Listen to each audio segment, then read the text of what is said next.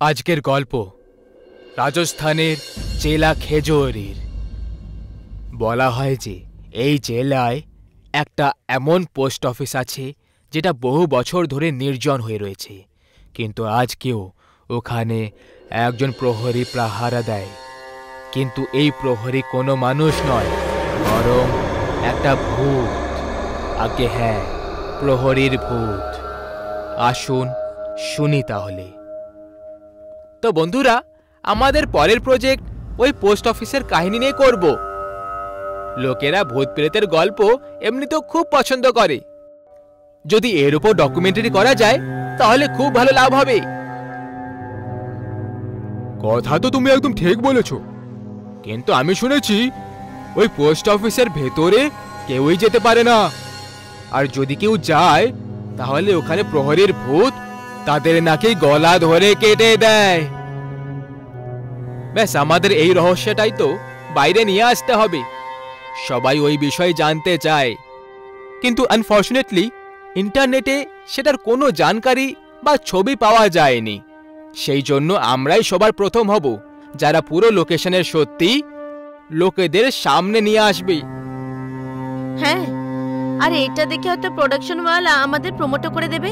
একদম ঠিক বন্ধুরা, তাহলে শুধু অপেক্ষা করো কাল রাতের। যত তাড়াতাড়ি সম্ভব নিজেদের কাজ শেষ করে এটা পাবলিশ করে দেব। আরে কিন্তু এত তাড়াহুড়ো করার কি দরকার? তাও আবার সোজা কালকে একটু আরাম করে যাব। আরাম করে গেলে তাহলে বস চিরকালের জন্য আরাম দিয়ে দেবে। তুমি তো ভালো করে জানো ওই পোস্ট অফিসের ওপর অনেক এজেন্সির নজর রয়েছে। এর আগে অন্য কেউ গিয়ে ওখানে পতাকা লাগাক, আমাদের তৈরি থাকতে হবে। ঠিক আছে, তাহলে সবাই নিজের নিজের প্যাকিং করে নিও। কাল সকালে বেরোবো। সকালে মানে আমরা পৌঁছবো সন্ধেবেলায় আর কাজ হবে রাতে? এরকম কেন? আমরাই প্রজেক্টে সকালেও তো কাজ করতে পারি, তাই না? তোমার বুদ্ধি কি ঘাস চড়াতে গেছে শুনি? ভাই, এটা একটা ভুতুড়ে প্রজেক্ট, এতে মজা সবসময় রাতেই পাওয়া যায়। এমনিতেও সকালে যাওয়াটা এমনিতেও মানা। এবার বেশি প্রশ্ন করিও না, আর সব দরকারি ইকুইপমেন্টস ক্যারি করে নিও। Camera, notepad, reel hand gloves, আর বাকি নিজের নিজের সেফটি ইকুইপমেন্টও। এরপরে পরের দিন 4 জন লোক ওই ভুতুড়ে পোস্ট অফিসে যাওয়ার জন্য বেরিয়ে পড়ে। সফর তো ভালোভাবেই কেটে গেল, কিন্তু রাস্তায় ওদের 1-2 জায়গায় অনেক বেশি ট্রাফিকের পাল্লায় পড়তে হলো। কোনোভাবে রাত 8টা অবধি ওরা সবাই ওই ভুতুড়ে পোস্ট অফিসের কাছে পৌঁছে যায়। সবাই আমার কথা মন দিয়ে শোনো। এমনিতে আমরা আগে অনেক ভুতুড়ে প্রজেক্টে কাজ করেছি, কিন্তু সতর্কতা সবসময় খুব জরুরি হয়। সবাই একসাথে থাকবে আর পুরো তৈরির সঙ্গে থাকবে।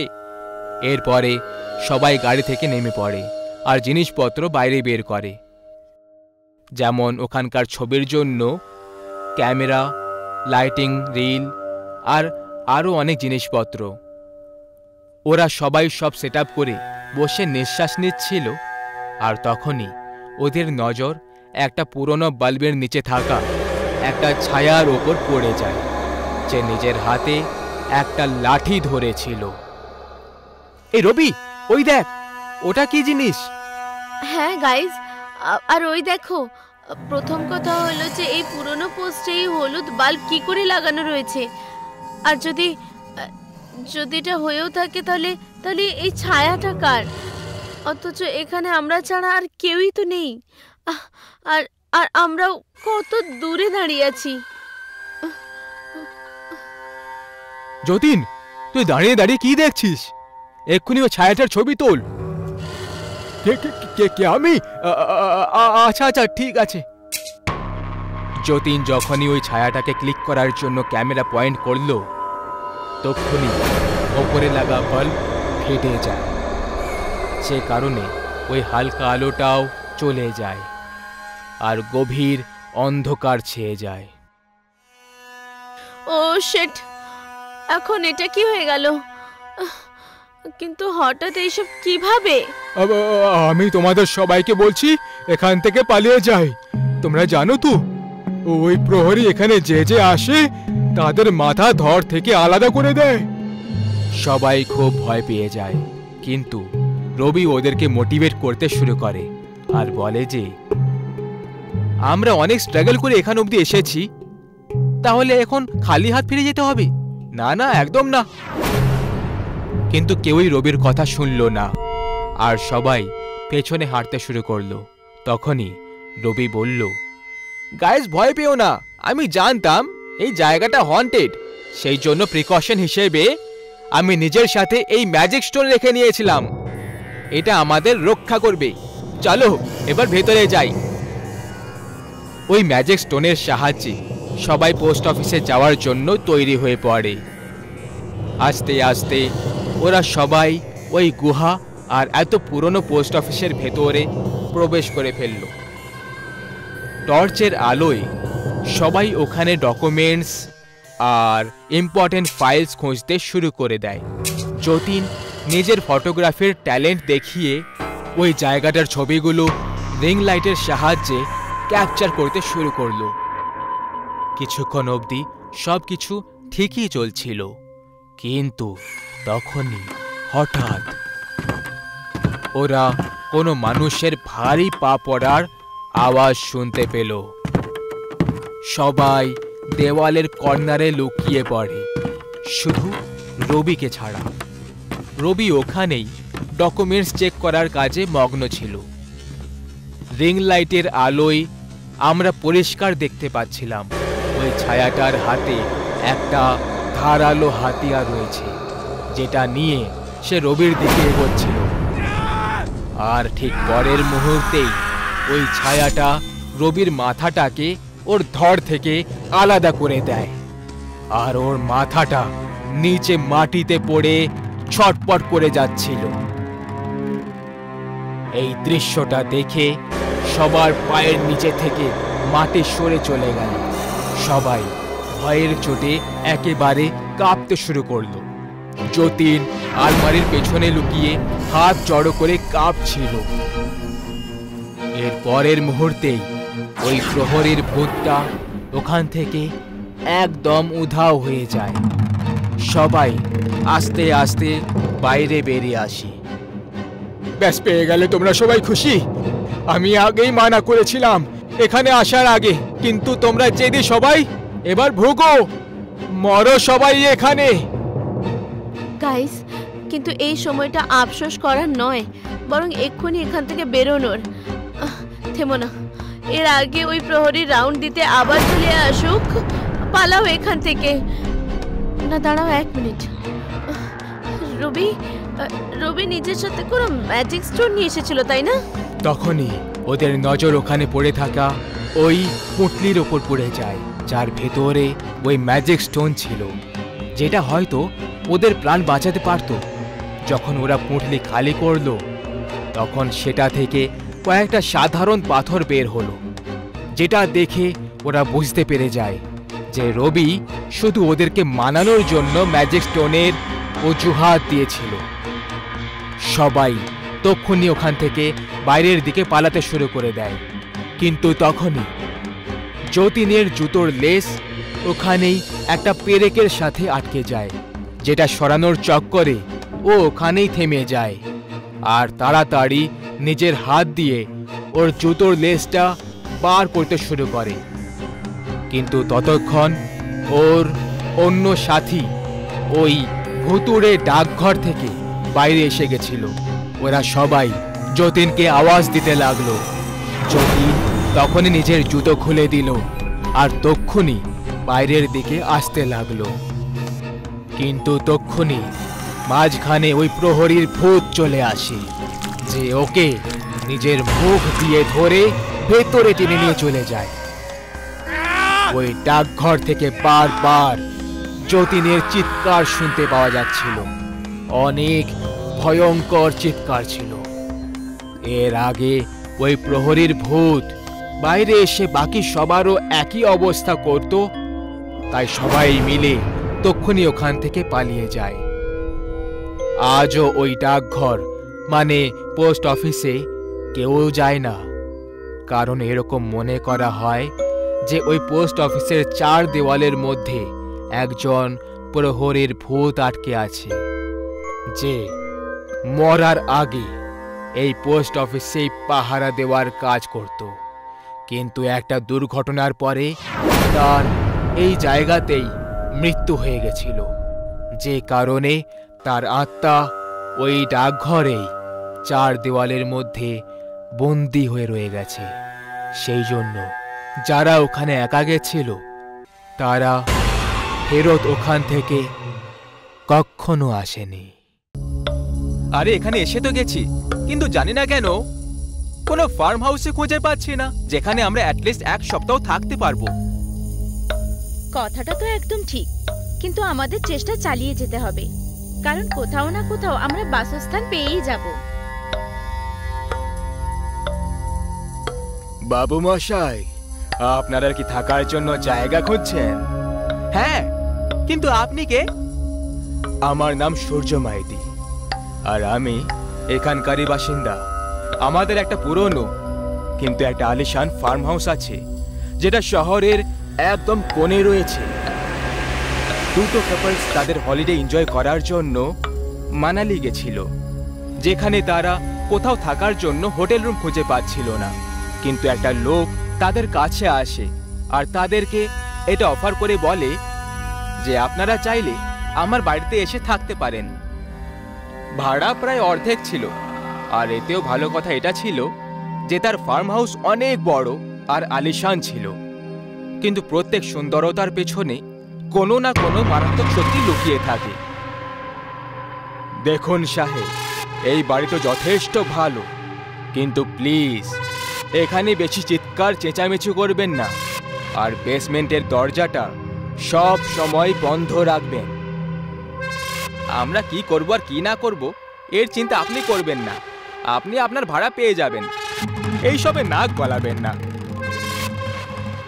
সুশান্ত হোম ওনার সূর্য মাইতির কথাগুলোকে একেবারে এড়িয়ে দিয়ে তাকে সেখান থেকে চলে যেতে বলে।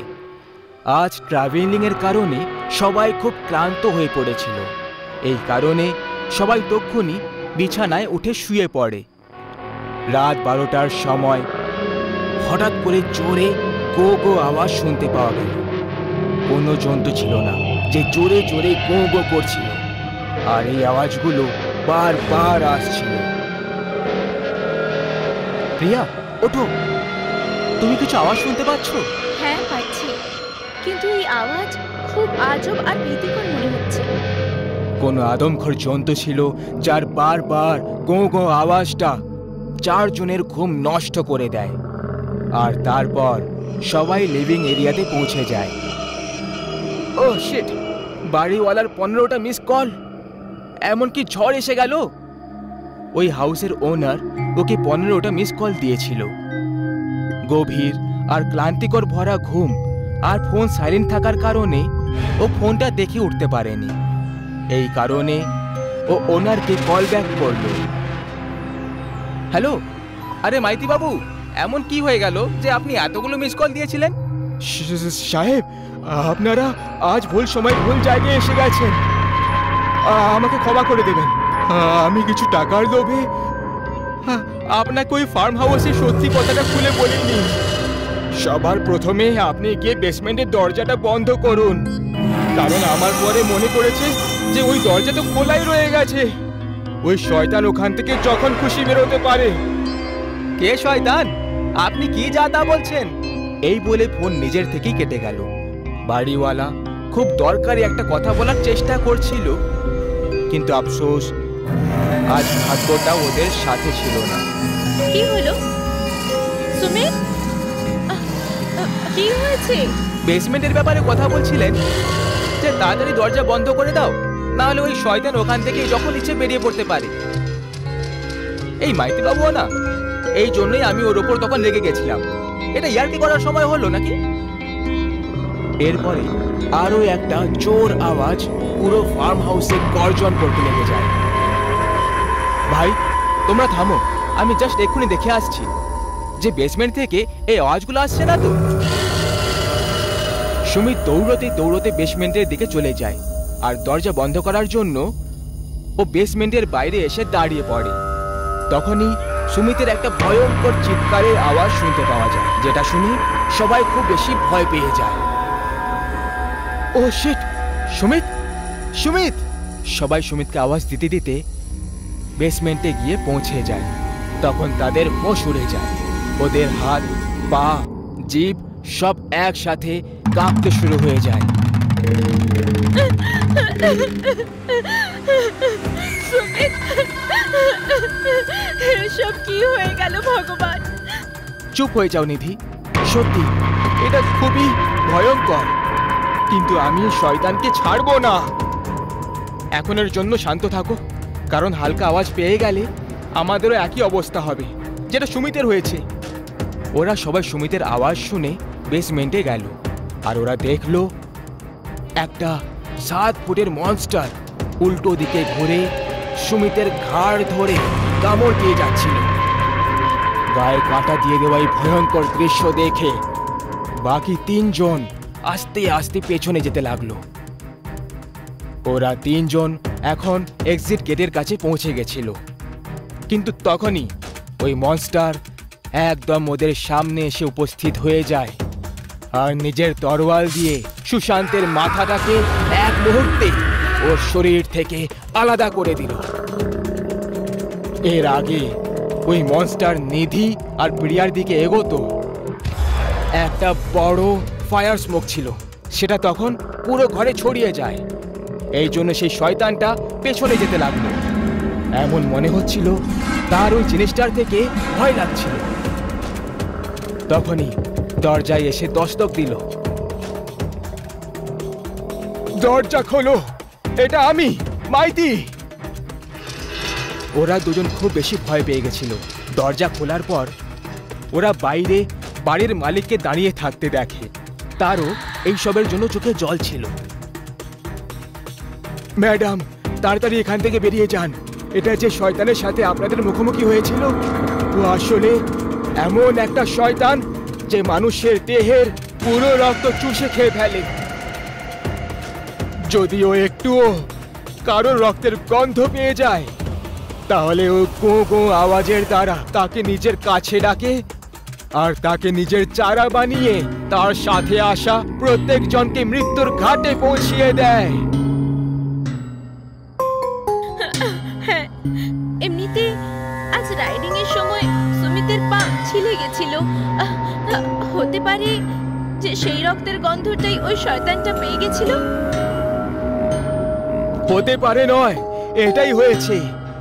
কিন্তু এই শয়তানকে আগুন আর তার ধোঁয়ার থেকে খুব ভয় পায়।